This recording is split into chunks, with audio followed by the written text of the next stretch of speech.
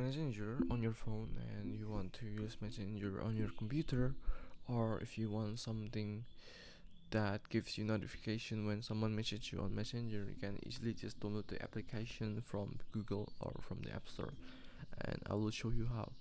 You can just Google Messenger and put download, add it, put download, and then add Mac. You can download it from the App Store, or you can download it straight from the Messenger website. You can just click download on this and click allow, and then it will download. Or you can also download it from your App Store, which will automatically updates when it has an update by pressing command and space. Search for App Store, then just search for Messenger through on the search bar. Then you can just download it easily.